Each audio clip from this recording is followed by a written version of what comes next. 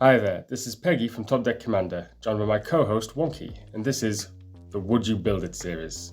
We're going to be looking at legendary creatures and deciding whether or not they deserve a seat at your table.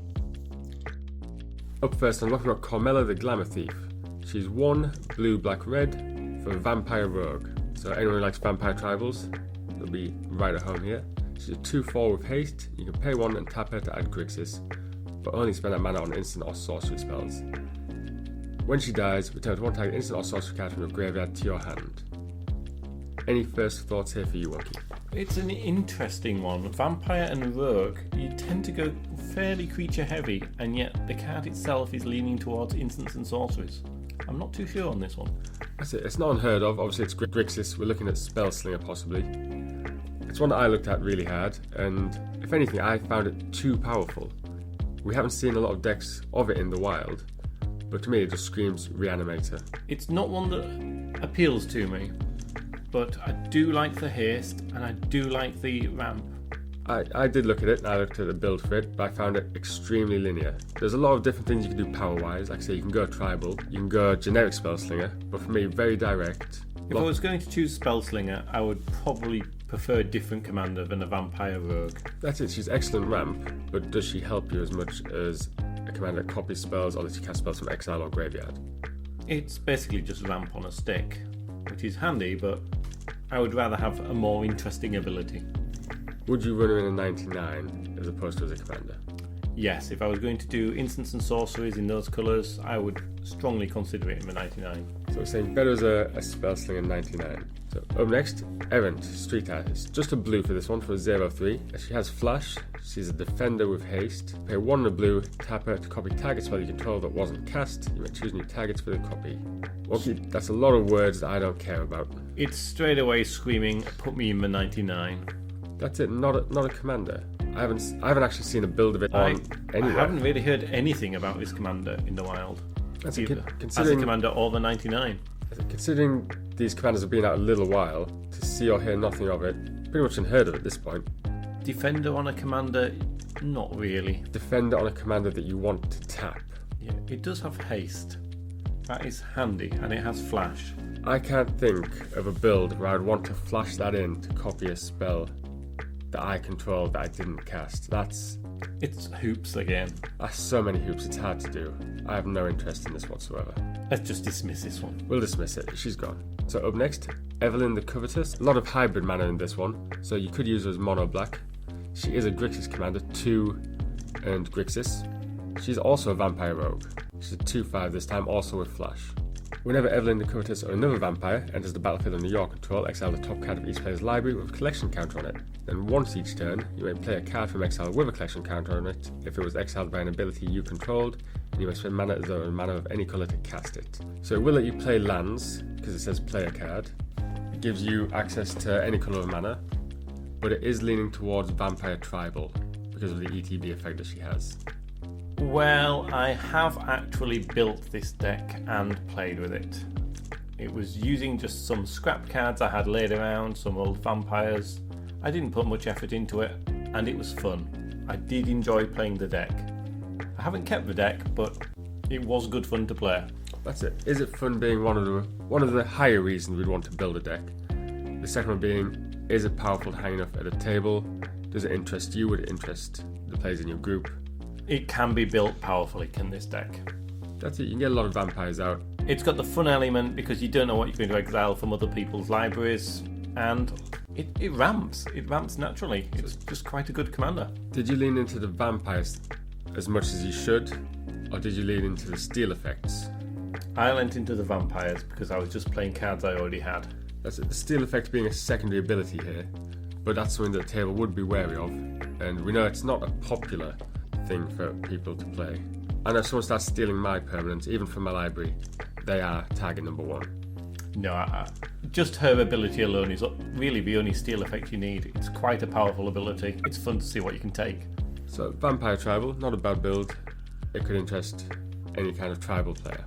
Most people will have a fair few vampires laid about. It's not a bad commander at all. So I would recommend it if you just want a few fun games. Really a fun vampire tribal, not necessarily recommended for a powerful one. I wouldn't play it too much for power. There's better commanders if you want to go that route. But for casual fun, this is quite a nice commander. So up next, Falco Sparrow, the Pact Weaver.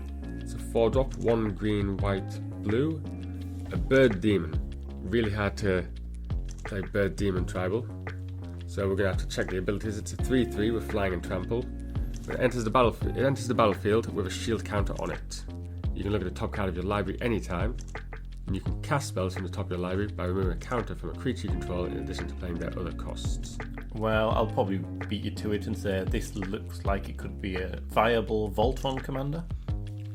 Well, I'm glad you got there. Flying and trample. It's not naturally big as a 3/3, but if you're looking at adding counters, may as well be +1/+1 counters. It's the easiest way to go. Double strike counters. Hexproof counters. It's got blue and white, the Azorius colours contained, so flying's going to be easily fitting into the deck. Lots of boosts for flyers. I'll be honest, even though we go straight to Voltron, I'm not sold on it at all. The fact that it leans so heavily into counters to gain extra value just doesn't interest me. I would discard that entire part of the I card. completely agree, and that was going to be my next point. To play it as a Voltron commander, it's boring.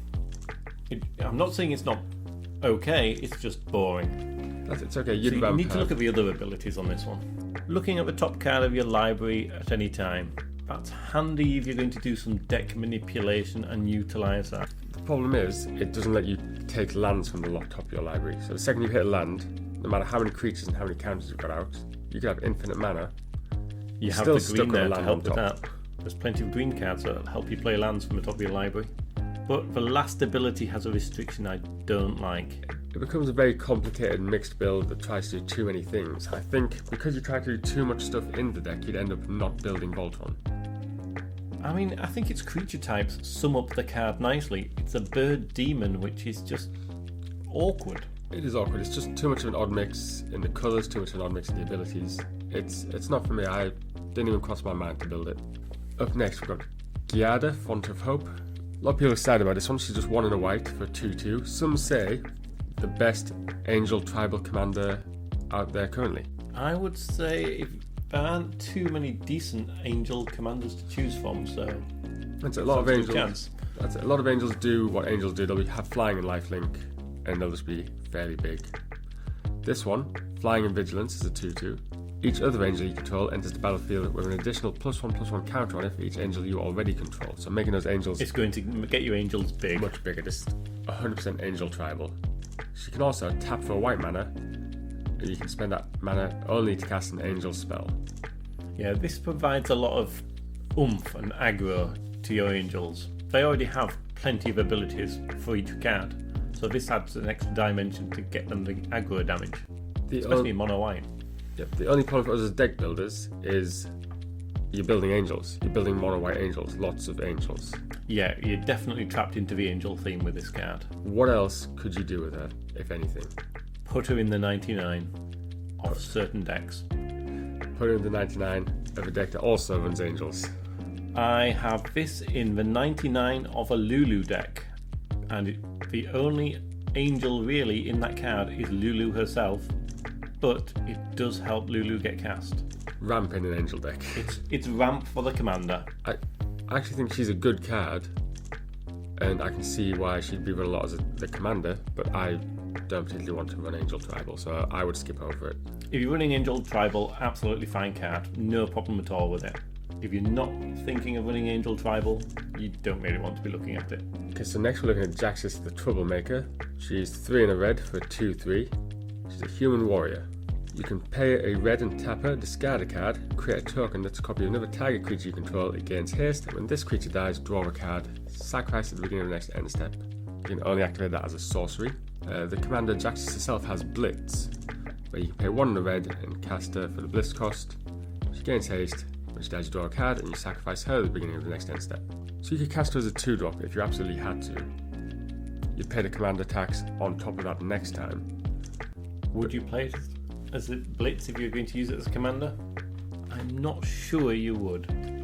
If I had already built a really large field, potentially, if I really want to make a copy of a creature, It's for command attacks, which would be holding me back from that. That's it. She's mono red, so you're going to struggle to ramp. The copies that she makes are exact copies, so you can't get around the legendary rule with her, and you do have to discard a card. Obviously, when the creature dies, you draw it back. Now, I do actually quite like this card. I don't think it's a powerful card. I think there's ways you can play better options. But if you just want a bit of brewing in mono red and to play around with the creatures that only come in for one turn and have high power, I think you could do something with it. It's going to take a lot of work to get going. I like it. I think she's a good card. Again, not extremely high on the power scale. You need possibly some untap abilities. What you need is really good copy targets. I mean, it helps you loot through your deck as well. You're going to be discarding cards and then drawing cards, so you will churn through them to see what you've got, and eventually you're going to hit some good targets. It will be a creature heavy deck. You're going to be relying on combat a lot. You could potentially go warrior tribal if you really wanted. It's got no built-in protection for itself, so you're going to have to build some of that into the deck. You're definitely going to have to brew your little heart out to get this to work. I'd be interested though. I would try. Oh, I'm definitely interested. I won't actually build this one, but I'm definitely interested in thinking about what could be done with it. I can say she is excellent in the 99 of any deck with red in it. She's definitely a nice little thought experiment for as a commander. Up next, we've got Jetman Nexus of Revels. 1 red, green, white for a cat demon. So I've seen a bird demon, now I've got a cat demon. Is that better? If you think cats are demons, then yes. Already, I'm sick of seeing the demon type outside of black. Yeah, a Naya demon doesn't quite sit nicely, but cats are quite popular at the moment. That's it, we'll give it a chance. It's a 4-drop for 5/4, so good power. Creatures you control get +1/+0 and have vigilance as long as you control 3 or more creatures. Creatures you control also get +1/+0 and have trample as long as you control 6 or more creatures. And creatures you control also get +1/+0 and have double strike as long as you control 9 or more creatures. So there's an escalating ability there. Yeah, so first of all, you're likely to have 3 creatures most of the time, so he's going to be a 6/4 himself anyway. You're looking at potentially with 9 creatures, all having +3 vigilance, trample and double strike. You've got white and green, so pumping out creatures is relatively easy because it does count tokens. It sounds horrible, but as I look at it, I think it's something someone's just thrown together. They looked at the colours, and you've got vigilance with white, trample with green, and double strike with red. So it's giving you what you want for the colours, but it seems a little bit lazy. It has a lot of text, 3 abilities, but when you look deeper, there's not too much there. So when you look at it, what you're seeing is a Naya token deck with a commander that's going to get removed again and again. If you swing big with your tokens, or you even so just enter combat thinking they've got vigilance, trample and double strike, and someone removes Jetman, you're going to get cleaned out. I think it's a nice opening commander for new players. If you're not sure too much on mechanics of a game, you want a nice simple commander. It's only 4 mana for a 5/4, which very quickly gets to a 6/4. 6/4 vigilance as well. It's not too bad for a new player. It does let them play around with creatures. Would you be interested in building it? That's the name of the game here. Would you build it? No, I think I'm beyond the point of building this one. I'm the same. I wouldn't build it. I've, again, no interest. I'm not going to pretend I do. And the 3 colours is awkward to fit into another deck as the 99. It would go if you're doing Naya and you're going wide, but it's tricky to get out early. That's it. We've said before, Naya will do Naya things. You are looking at tokens a lot of the time. It's not a bad include in any Naya deck, because you'd have to build a Naya deck a really awkward way for it to not be tokens. As I say, I think it's a good card for new players, but for more advanced players, it doesn't do too much. So up next we've got another Naya commander, but this one, because of the hybrid mana, can be played as mono green if you really want. We're looking at Ginny Faye, Jetman's second. Just a 3-drop. Like I say, it can be mono green or red, green, white. For a 3/3, again, power on par. If you would create 1 or more tokens, you may instead create that many 2/2 green cat creature tokens with haste, or that many 3/1 green dog creature tokens with vigilance. Why is it an elf? Why is it a druid? This is one card you would expect to be a cat. Elves, druids, cats, dogs, tokens, hybrid mana. There's a lot of choice here. If you wanted choice in a commander, I would like it to be a cat commander, but it's not a cat itself. my problem is if I strip it down, it could be a mono green elf deck, and then you just make a lot of elf tokens, which turn into tutus. cats and dogs. As an elf deck, it's quite good. It can be played for all green. I think because I've seen it used in a 99 rather than as a commander, I know it can be broken a little bit if you have a replacement effect for the tokens, or anything that adds a token when another token enters. As a commander itself, it's good for fun, but... Well, I think she does what it says. I think she is just Jetman's second. You'd run it in a Jetman deck, you wouldn't run it as the commander. Yeah. It's not great as an ability for a commander. It's just, yes, it does what it does. I'm not sold. I'm not a big cat or dog fan. I'm not leaning that way. I don't lean towards elves, cats or dogs, so it's got no interest for me. If I was considering a cat deck, I would possibly consider it, but I would be looking at more interesting ways of making different tokens. Up next, Lagrella the Magpie. This is a Bant commander, green, white, blue for a 2/3. She's a human soldier, so potentially soldier tribal in those colours if you like. When she enters the battlefield, exile any number of other target creatures controlled by different players until she leaves the battlefield. When an exiled card enters the battlefield under your control, so you put 2 on counters on it. An interesting text option on this card. Yeah, what's important to know here is it's very hard to read and understand, and even if you look through the rules, it's even harder to understand. You've got to dig quite deep, or just have a much better understanding of the game than we do. So that means that's 1 creature per player. Not any number of other target creatures, like it actually says in the text box. Yeah, it doesn't do what you expect it to do by reading the text. Look at the ability. You can exile 1 creature per player when she enters the battlefield. So it's a blink deck. How do you feel about that? It's got good colours for blink deck. That's it. It does band things. It's not unexpected. You're going to be looking for the usual cards if you want to build it powerful. But if you're going to build it powerful, would you be better with a better blink commander? I'll be honest, I think you accidentally nailed it there. You'd be playing the usual cards. Cards that you put in because they blink. There's cards that you put in just because they're banned blink stuff. She's okay. I think this commander is more for somebody who wants to play a lesser commander and wants to try and do the work to make the deck work. That's it. If you really want a cheap commander to get out, she is just an uncommon, so we're not expecting too much from her. But again, a blink deck can be broken fairly easily. She could easily slip under the radar if somebody has never faced this commander before. She's got reasonable control. You need a lot of other creatures with ETBs, but again, you start running towards the blink combos. I think if you're going to do blink, for most players, this isn't the commander they would choose. Okay, so we're looking at Lord Xander the Collector here. A lot of fuss about this when it came out. It's a 7-drop for 6/6. It's 4 blue, black, red. And we're a Vampire Demon Noble. A lot of Grixis vampires in this release. A demon actually in black this time. He was unpopular right off the bat, and we'll see why. Well, to look at him, he's got the vampire tribe, he's got the demon tribe, and he's got the colours for it.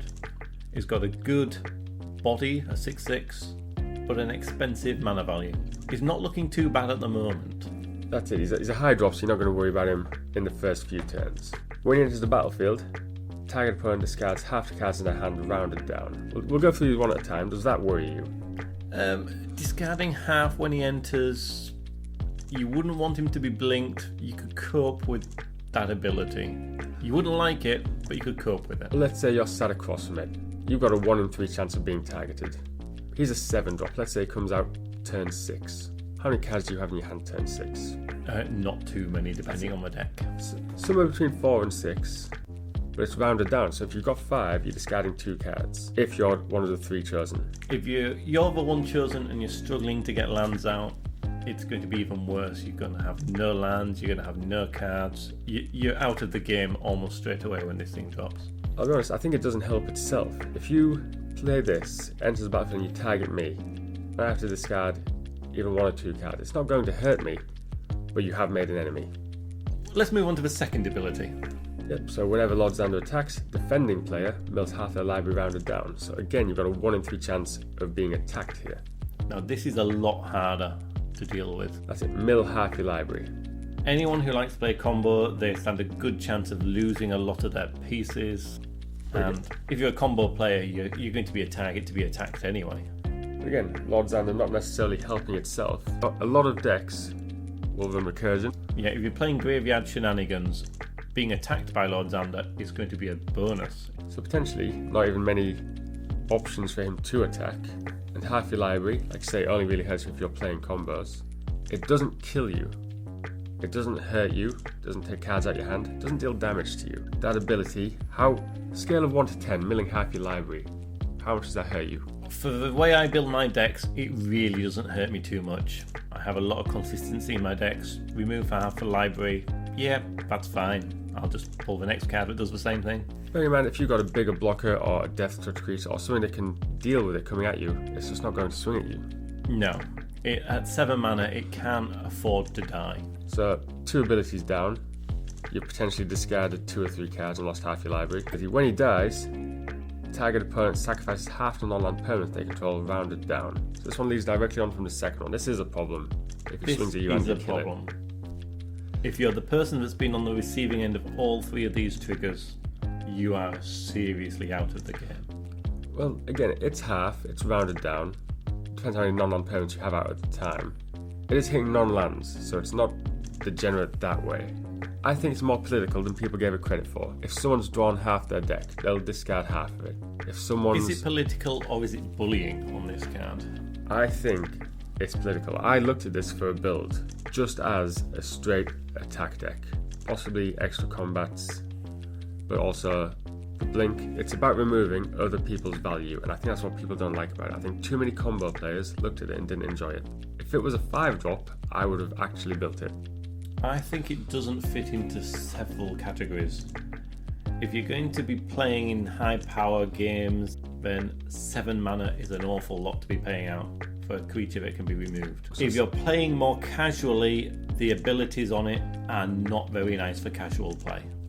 That's it. He fits in a very high middle ground. I still think he's just good control.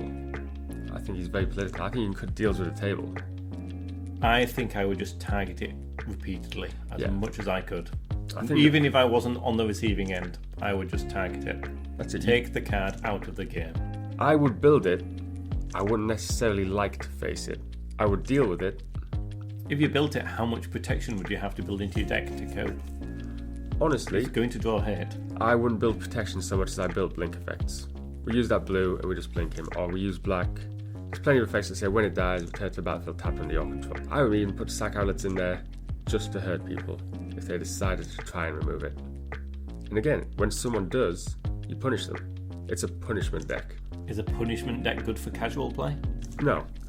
I wouldn't run it at a casual table. I would run it at a slightly more high-powered table.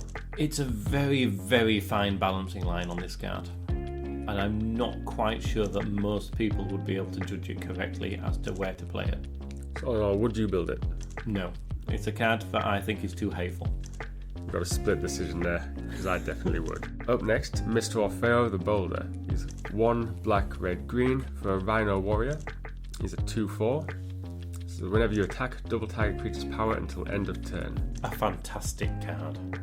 Again, it's an uncommon. It's not a Lord Xander, it's not terrifying. It's got such a simple ability that is so good.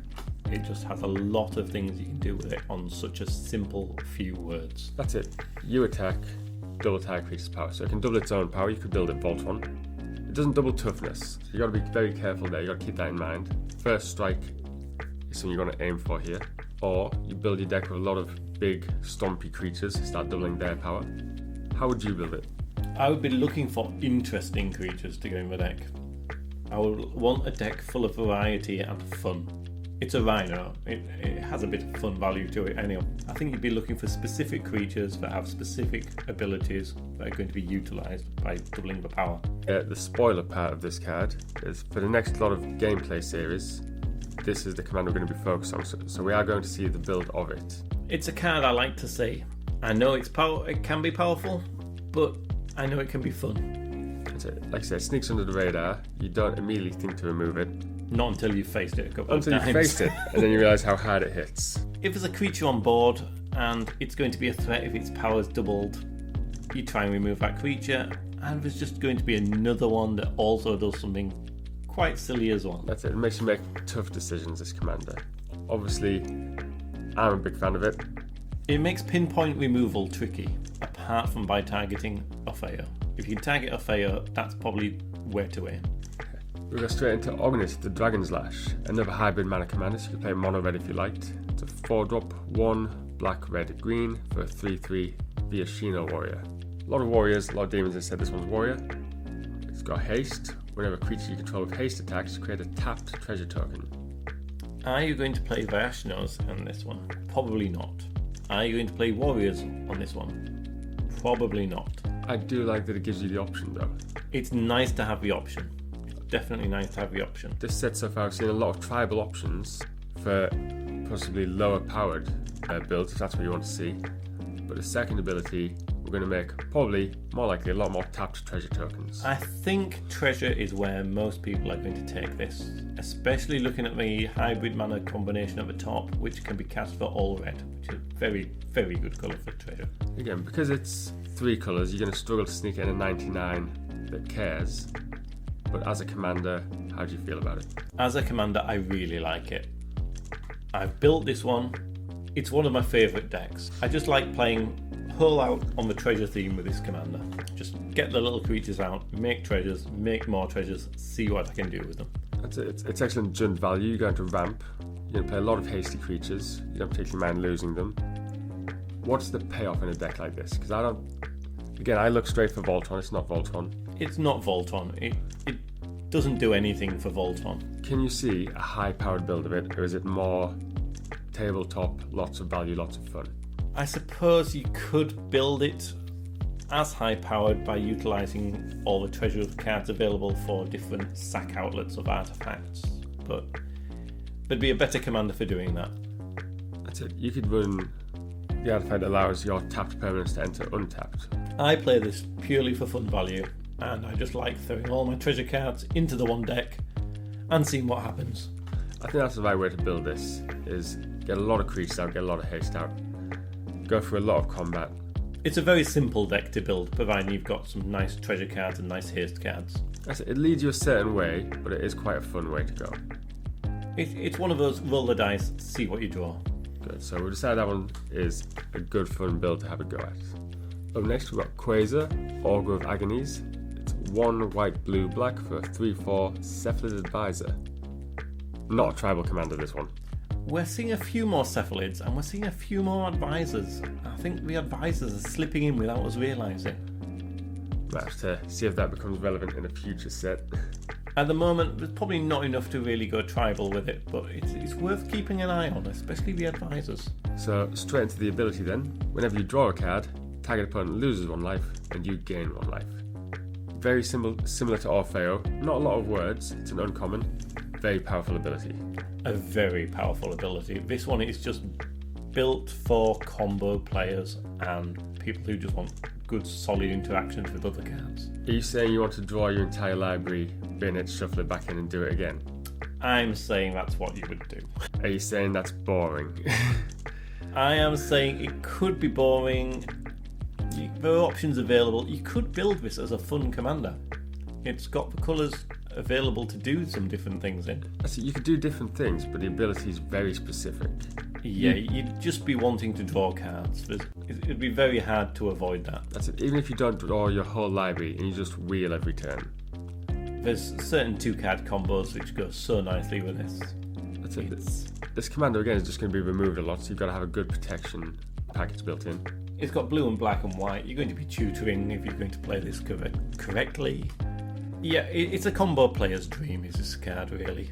It is a wheel, draw, life gain and drain, potentially mill deck. Because I looked at building it mill. I think it's quicker to mill someone with this deck than it is to kill them. I think you've got quite a lot of options of how you want to kill people with this commander. All of them are going to be linear once you've built your deck. I can't see any way of getting much variety in it. But I think that's the problem. I think it is a bit too linear to build. It's not going to excite a deck builder. No, it's a deck that's going to go out there and win games. Are you going to get entertainment from winning? Only if you like the winning. That's it. Google some wheel cards, Google some mill cards. Yeah, it's pretty much, it's a card to just play if you want to win. That's it. Very simple, easy build. but not one that we're particularly interested in. Happy to move to the next one. We're looking at Rafine, the Scheming Seer. It's 1 blue-black for a 1/4 Sphinx Demon. So again, Demon tribal becoming relevant on a black creature. Sphinx tribal is interesting because this is a very low-cost Sphinx. That's it, Sphinx in blue as well. It's got flying and Ward 1. Ward 1. You're not a fan of. I'm more of a fan of Ward 1. I don't mind Ward. I think Ward 1 is completely pointless. It does help prevent quite a few swords and paths because 1 mana, hold it back easy. Once you're back to holding up 2 mana, it gets a bit more interesting, but more likely to choose a different target. That's it. It's hoping to send you towards a different target with its ability, which is whenever you attack, target attacking creature connives X, where X is the number of attacking creatures. So you draw X cards, discard X cards, put a 1 counter on that creature for each non-land card discarded this way. It wants you to do a lot of things and it's very specific. Looking at it, I would build this Voltron. I would build this as a Voltron token deck. Doing good colours for tokens, but I gave a Fiend up with some protection and all those connive triggers are targeting itself. I personally wouldn't be interested in building this one. I'm not saying it's a bad card. I would want something a bit more channeled. I think it's maybe a bit too open, this one. Do you want to go flying? Possibly you can. You've got Azorius colours, no problem there.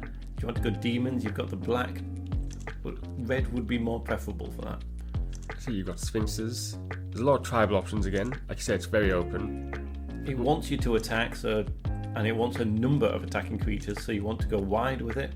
That's it. Tokens, I think, is the best way to get the most connive triggers. You've got to be careful you don't deck yourself out here. But then if you're going to be drawing cards, how much of a draw cards do you also want, and payoffs for the drawing cards? That's it. You've got to be careful you have some draw replacement effects or some graveyard shuffle back-ins. But again, I would look at it as Voltron with mill to back it up, just in case. I think it's a commander that can be used in whichever way you want to build it. It doesn't particularly scream out any specific way of building it. So you could have this as your commander quite easily. It's a 1/4 for 3 mana. It's not too great stats, but it does allow you variety in how you want to build your deck. If your deck gets stale, it's so easy to switch out a card and take it in a whole new direction. I think this card can be fixed by removing Ward 1 and adding Shroud. So you wouldn't be able to build it Voltron, but it means you'd have to be very careful about the creatures you put in. You probably wouldn't run a lot of tokens. It would narrow it down bizarrely because you remove that element. Strangely enough, I would want a downside on it if it's a demon. I think a downside would make it a more interesting card. I'd say it's forcing you to draw and discard, but you are keeping the best draws, potentially maybe a lose life trigger with X as well. It does some things well, but not very well. It's sort of average at what it does, or good at what it does, but not very good at what it does. That's it. When you look at it, it's a mythic card, so you sort of expect a little bit better. It's almost too spread out over what it can do. Not focused enough. I would look at putting a build together for it, but because I know it's Voltron and it's Esper and it's tokens, I think I would try to do too much. Again, like I said, with a mill to back it up to actually have good If cards. somebody played Rafine as their commander and you hadn't seen the deck before, you would have no idea what they were going to do apart from probably swing wide. That's it. You're not particularly worried about Rafine itself. You wouldn't even try and remove it. You'd remove whatever the connive triggers went on. I imagine you could easily see 4 or 5 different Rafine decks that all have different ways of operating, quite easily. I'd be interested in to play against it, but not necessarily to play it. I think that's fair. Next, we've got Rego, Streetwise Mentor. Again, a lot of hybrid mana for a 3-drop. Could be built mono white if you like. It's otherwise green, white, blue for a 2/2 Cat Citizen. So, Citizen, not going to be overly relevant as a type. Cat, if you like a cat build again, you've got this. When it enters the battlefield with a shield counter on it. When you attack a player or planeswalker with 1 or more creatures with power 1 or less, draw a card. Why has it got 2 power? Because it's a cat. But its ability means it can't trigger itself. It's a card that has a lot wrong with it, I think, this one. It can be played in mono white, which many say is the weakest colour. It's a cat citizen. It doesn't particularly play into cats. Citizens are a bit bland. Shield counters are okay, but not outstanding. Well, what's the point in a shield counter? You could build some white board wipes into this, protect it once, you could blink it and get the shield counter back. You could use it as a blocker once, but you're not attacking with it. You'd have to reduce its power to make its second ability viable. It's just a card that just doesn't seem to do what it wants to do. You could just have a lot of cheap 1-powered or 0-powered creatures. But it's only one or more creatures. It's not for each creature. That's it. You'd have to get enough power to be able to attack each of your opponents each turn. It's a clumsy, confusing card. I don't think it works. I will say I did look at a build for it, but I had no payoff for the card draw. I think even if you managed to get a payoff, it would be weak. I can't really picture any strong builds with this card. I can't even picture any fun builds with this card. That's it. Because you want all your creatures to have 1 or less power so you can draw cards. You're not hitting hard. You're not putting big creatures in here. I've yet to see this card in the wild. Again, with the amount of time it's been out, I think that's a pretty damning verdict of a card when you haven't seen it as a commander or even in a 99. I haven't seen it in the 99, and I would not put it in the 99 of any of my decks. With that, we will move on to the next one. We're looking at Rocco Cabareti Caterer. Interesting casting cost on this because it's X, red, green, white for a 3/1. When he enters the battlefield, if you cast it, you may search your library for a creature card with mana value X or less, put it onto the battlefield, then shuffle. So quite a strong ability. You've got to ramp and do some setup first and have a good target in your library. It narrows your build down and widens the potential at the same time. You can build it any way you want. You can put whatever creatures in it you want, but because it's a tutor in the command zone, you're going for the same creature every time, almost. I would see this as a good commander for when you want a secret commander build. It helps you draw your secret commander basically when you need to pull it. So you can play your setup cards first, drop this just as a tutor.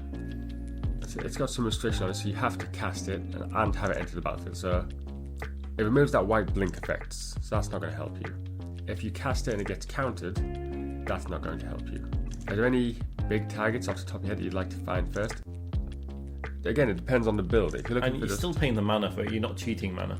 That's it. Let's say I build this and I go for a tally. That's a 6-drop. I have to get to 9 mana. I have to have this not countered. I have to have a tally come out, and I have to have either haste on the field or a full turn cycle for that to survive. And then I need Rocco to die again, or to be returned to my hand to be able to cast it to find another piece. Yeah, I think this build is definitely for those that want a certain non-legendary as their commander, and they need a way of getting it to work consistently. It's going to cost a lot of mana to do it, but it can be done. I think, again, because we're looking at Naya, and we think Naya does Naya things, you just build a really generic token deck, and when you've built up enough mana and set up enough value, you tutor for a Creator Hoof. That would be a very, very boring, dull way of doing it, yes. It's a very dull way of doing it, but your commander's a tutor, so what are you going to search for? You're going to spend all that mana to find something that doesn't matter? Why would a creature be in your deck if you didn't want it? I think he's there to find a finisher. It's either a finisher or somebody that utilises the cards you've already pulled out before you cast your commander. You're not going to cast this commander until you're ready. It's not one you're going to be wanting commander damage or anything like that. Again, it's not one that I would build because I don't want the gameplay to be the same every time I play it, and building too much variation into a tutor deck is pretty pointless. I would like it for a secret commander deck, but I think the casting cost is fairly prohibitive. We moved on to Toulouse, Clever Conductor, hybrid mana again, so it could be mono blue this time if you like, or white, blue, black for a 3/1 for a human rogue. They're good creature types. You can use the colours for it if you like. It gives you a lot of options that way. Rogues have better commanders in blue black.